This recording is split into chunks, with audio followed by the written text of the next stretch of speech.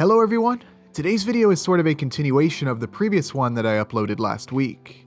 In that video, I asked all of you if you'd be interested in a video where I go over some of the transmitter settings that I use for some of my builds.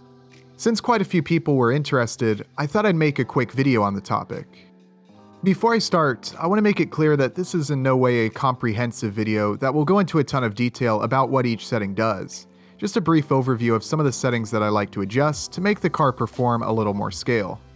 The info and settings shown in this video will probably be nothing new if you have a lot of experience in the hobby. Also, keep in mind every transmitter model is different, and I encourage you to take a look at any documentation available for your transmitter to learn more about it and understand what settings you can adjust. You might be surprised at how many features even some lower cost transmitters have. These settings aren't going to make the car accelerate, brake, or steer just like the real thing, but I do find it makes the car act a little more scale and more fun to drive without the need of any additional electronics or other components. A wide variety of RC transmitters, such as the one you may already be using, have the necessary settings required to modify your steering, acceleration, and braking without the need to do anything other than press a few buttons to adjust these settings. If extreme scale realism is what you're after, you're probably going to need to go further than what I'll be showing in this video. But hopefully for many of you, this video will provide you with some ideas and inspire you to experiment with some of these settings. The transmitter that I'm using currently is a Radiolink RC4G, which I've used as my primary transmitter for several years. I found it to be a nice budget transmitter that contains a lot of features, especially for the price.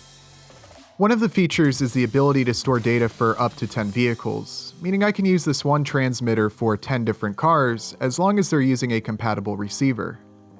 I've hit the 10 vehicle maximum on this transmitter, so I decided to pick up the newer model of this transmitter, which is the RC6GS. It's very similar aside from a few extra features, such as the transmitter having 6 channels rather than 4.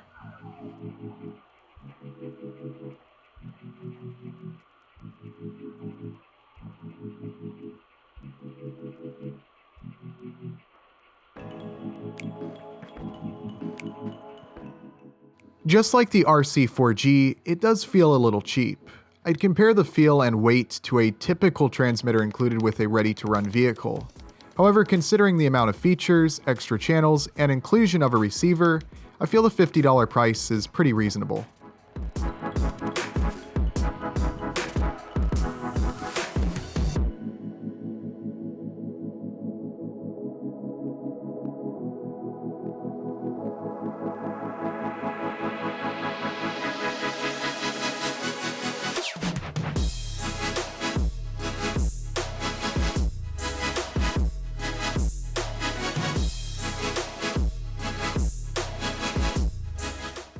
I powered it up using a 2S LiPo pack and quickly scrolled through all the settings, and they are basically the same as the RC4G, aside from a few extra options, mostly in relation to the extra channels. I'll be sure to post some links with more information about these transmitters in the description.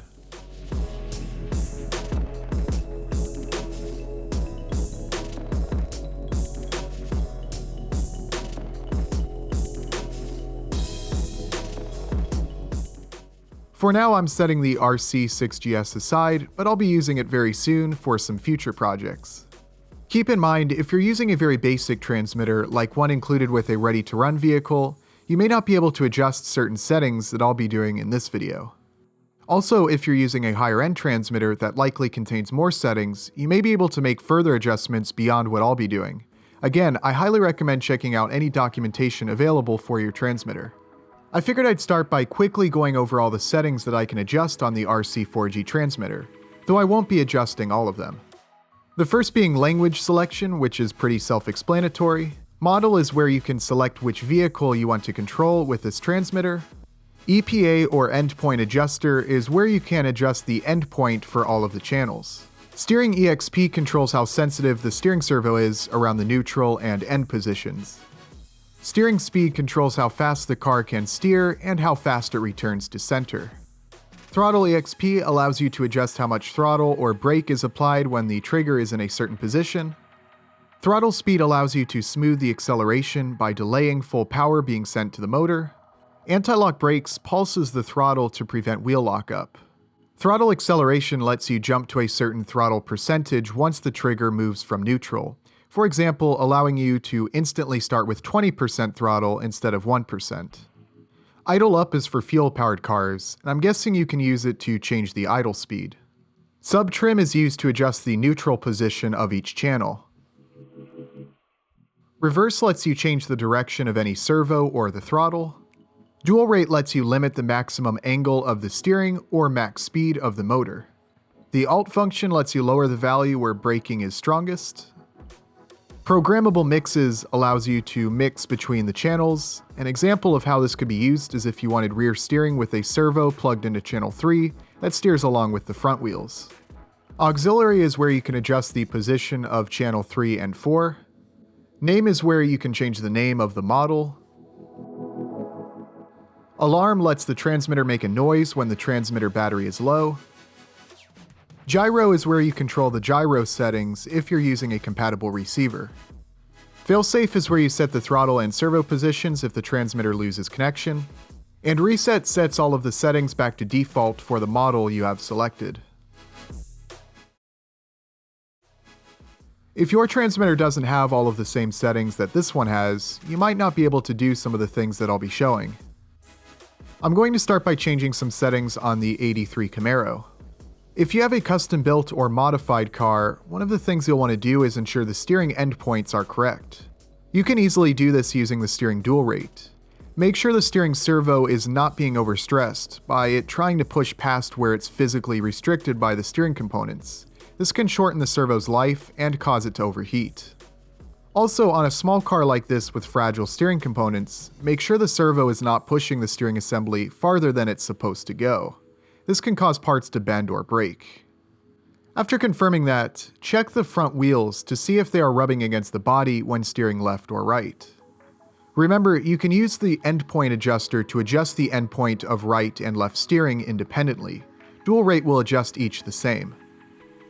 Just like with the steering, the maximum motor speed can be limited using the dual rate adjuster.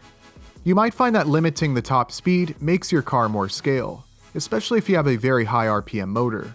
Remember, 150 miles per hour in 1/24 scale is just a little over 6 miles per hour.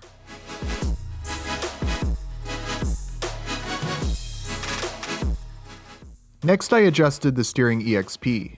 What this does is change how sensitive the steering servo is around the neutral position and both ends, as illustrated by the graph.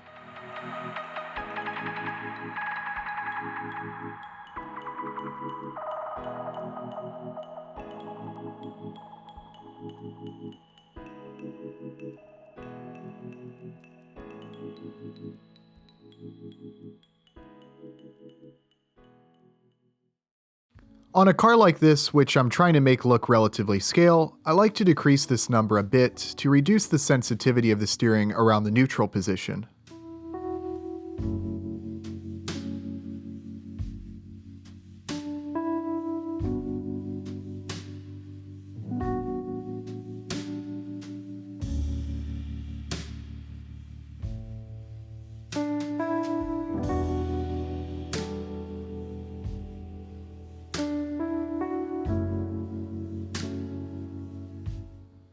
Another thing I like to adjust is the steering speed. This setting is pretty self-explanatory. The higher the number, the faster the servo will move. I like to decrease the steering speed to add to the realism.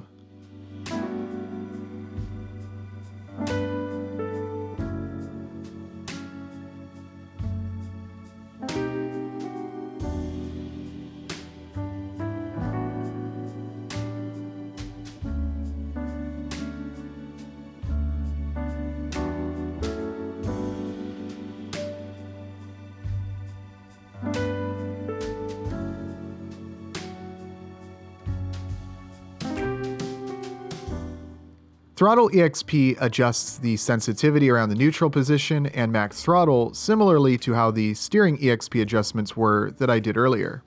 You can adjust the throttle curve to be nonlinear, so for example 50% throttle input may result in only 35% motor speed.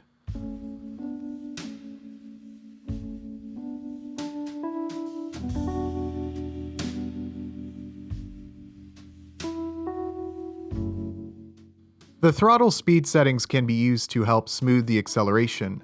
I like to lower some of these settings to delay the throttle response slightly and make the acceleration smoother, but I also don't want to make the throttle too unresponsive. It's all part of the fun of experimenting with different settings and seeing how it affects the car. Keep in mind, this setting does not affect the top speed. I sometimes like to increase the forward throttle acceleration, which as you can see allows the throttle to jump from neutral to any throttle percentage you want.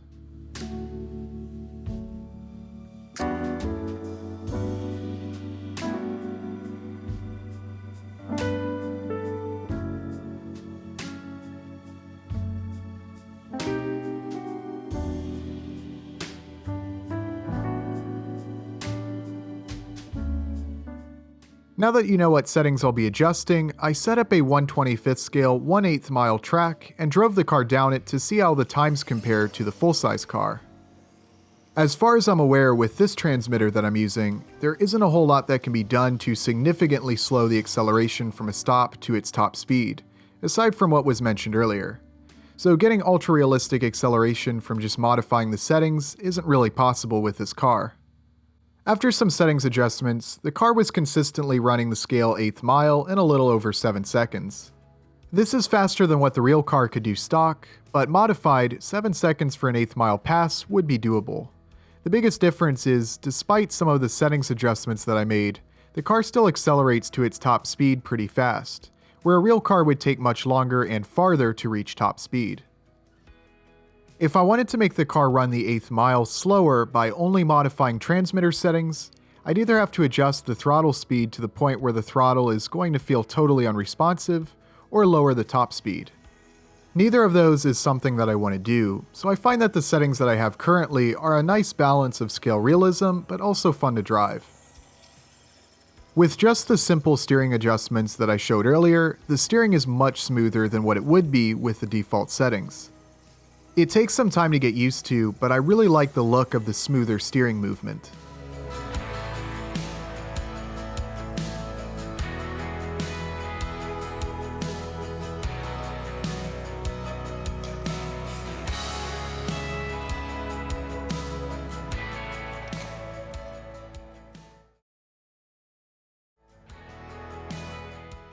I'll again mess with these settings on the 70 Chevelle. It uses the same transmitter and receiver as the Camaro.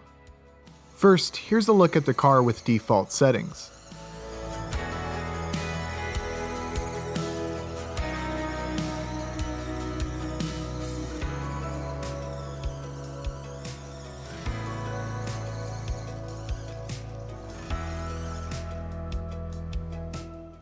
It's pretty cool, but I once again adjusted the steering speed and steering EXP.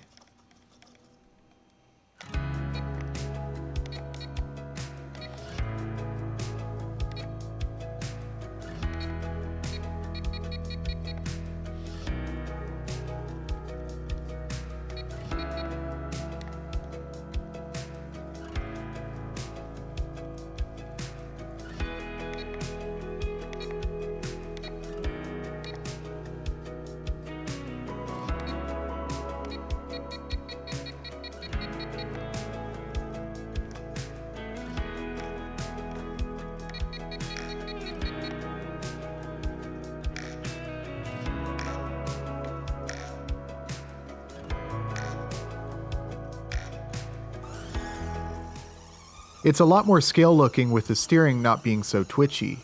I'm also forced to go through the cones a lot slower with the steering no longer being almost instant.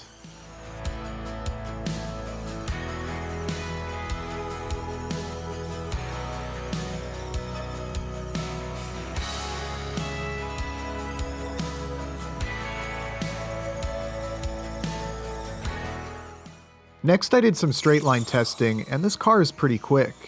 Please pardon all of the swerving, I needed to do some trim adjustments. The Camaro has a 2000 RPM N20 motor, but this car has a 4000 RPM N20 motor, so it's quite a bit faster, which is what I wanted since this car is replicating a more modified pro touring style Chevelle. Although I like the speed and fast throttle response, I turned things down just a little. I made some throttle EXP and throttle speed adjustments and lowered the top speed.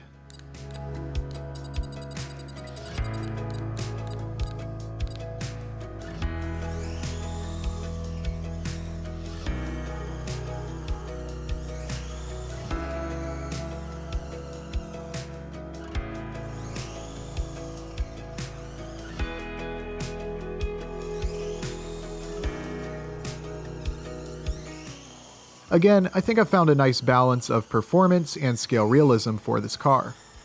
Obviously, these settings are limited on what effect they can have on the car, especially if you really want realistic acceleration. But if you don't want to physically add anything or modify the car in any way, these are some simple transmitter adjustments you can make that will have your car's drive a little more like the real thing. If there are any basic settings adjustments you do or ideas that you have, I'd like to hear about them in the comments. For all who have asked for a video on this topic, I hope it has provided you with the information that you wanted. Let me know if you have any questions in the comments. That's all for this video. Thank you all very much for watching, and I'll see you next time.